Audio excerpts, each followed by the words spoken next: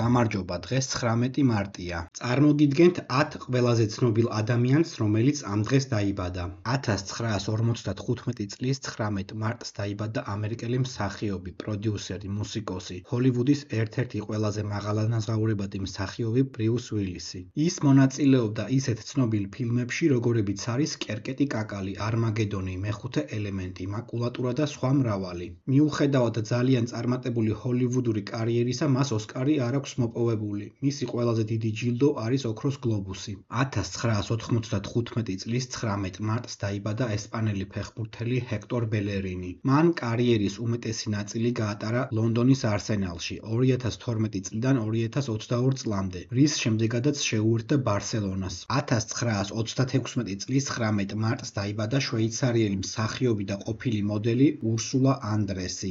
ის მონაწილეობას იღებდა ამერიკულ, ბრიტანულ და იტალიურ ფილმებში. მან მოიპოვა ოქროს გლობუსი 1962 წელს ჯეიმს ბონდის ფილმში მონაწილეობისათვის. 1991 წლის 19 მარტს დაიბადა კოტ-დიუარელი ფეხბურთელი კოლო ტურე. ის თამაშობდა ისეთ ცნობილ გუნდებში, როგორებიც არის არსენალი, მანჩესტერ სიტი, ლივერპული და სელტიკი. მას არაერთი ტიტული აქვს მოპოვებული, მათ შორის ორჯერ ინგლისის პრემიერ ლიგა და ერთხელ ჩემპიონთა ლიგა. 1976 წლის 19 მარტს დაიბადა იტალიელი ფეხბურთელი ალესანდრო ნესტა. ის კარიერის საუკეთესო წლებში თამაშობდა რომის ლაციოში 1993 წლიდან 2002 წლამდე და მილანში 2002 წლიდან 2012 წლამდე. მას არაერთი ტიტული აქვს მოპოვებული როგორც ლაციოსთან ერთად, ასევე მილანის შემადგენლობაში, მათ შორის იტალიის სერია A, იტალიის სუპერთასი, UEFA-ს ჩემპიონთა ლიგა და UEFA-ს სუპერთასი. ნესტა იტალიის ნაკრებთან ერთად გახდა მსოფლიოს ჩემპიონი 2006 წელს.